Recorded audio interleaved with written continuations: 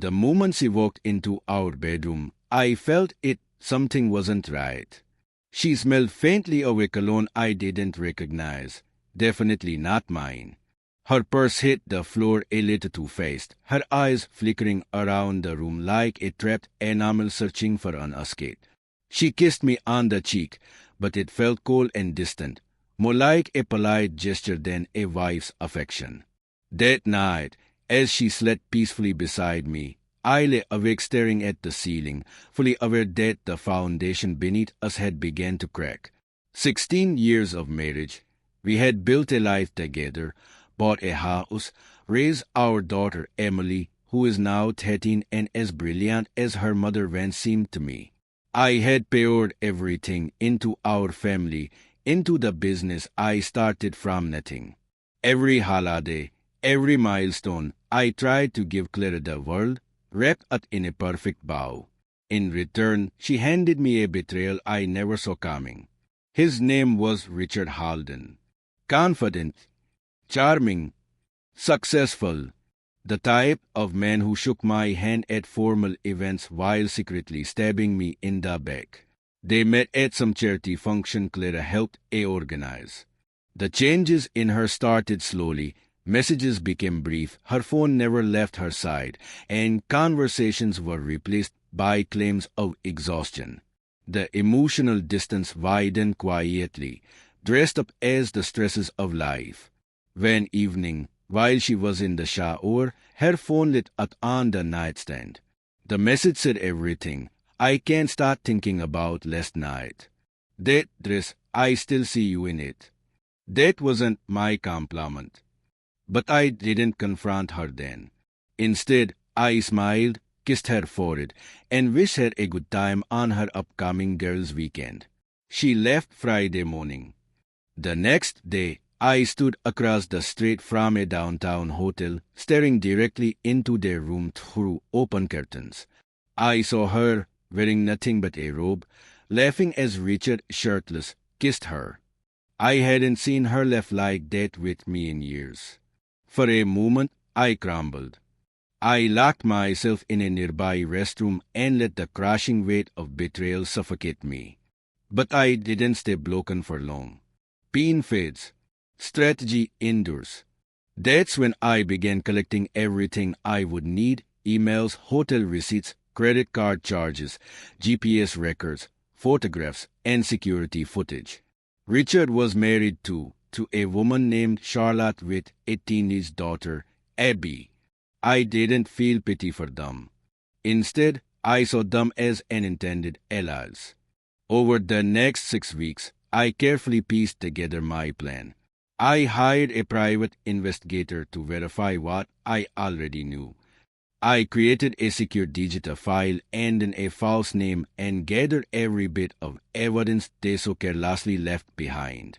All I needed was the right moment. That opportunity finally came when my company hosted a charity gala. Clara, still wearing the mask of the devoted wife, was asked the event. I pretended nothing was amiss, kissed her on the cheek as she left, complimented her black dress, and told her she looked beautiful. She smiled back, never sensing what was coming. But I didn't arrive alone that evening. Walking into the ballroom, I had Charlotte on one arm and her daughter Abby on the other. Charlotte looked elegant, paused, and unaware of the storm about to hit. Abby, gripping her mother's hand, scanned the room curiously. Richard noticed us first. His face drained of color as his gaze darted from his wife to me, then to Clara. Clara froze, her wine glass trembling slightly in her hand. For once, she had no script to follow. I walked directly toward them, steady and calm. Clara, Richard, allow me to introduce Charlotte and Abby Halden. The tension between us was electric. Clara's lips twitched, struggling for words. Richard stood stiff, pale and silent. Charlotte blinked, confused but composed. "Richard, honey," she asked quietly, her voice laced with dread. Without speaking, I pulled out my phone and tapped on a secured folder. The first video played clear footage of Richard and Clara entering the hotel suite, embracing. Charlotte guessed, but I wasn't finished. As a nod to my assistant signaled the ballroom projector to light up. On the screen behind us appeared still images, time-stamped hotel, security footage, intimate snapshots. Every lie laid bare and in the glittering chandeliers. The Vance lively room fell into stand whispers. Clara stepped toward me, desperate. David, please, I raised my hand, cutting her off. No more lies. Richard tried to explain, but Charlotte struck him hard across the face before he could speak. Without another word, she turned and walked out, her daughter following, tears brimming in her eyes. Clara reached for my hand. I pulled away like her touch burned my skin. 3 days later, she was served with the divorce papers. I explained the situation to Emily, not with images, just the truth in words a child could understand. I secured full custody. The financial records, hotel logs, and personal messages made sure of it. Clara fought back, claiming that one mistake shouldn't destroy a family. But it wasn't one mistake, it was a pattern of betrayal that destroyed us long before I exposed it. I moved into a new home, far from the echoes of our past. Quiet, peaceful. A week after the fallout, Charlotte called. She thanked me, not for the pain, but for revealing the truth. She had lived blind for so long. We met for coffee, then dinner. We talked about broken trust, about survival, about what it takes to rebuild from the ashes.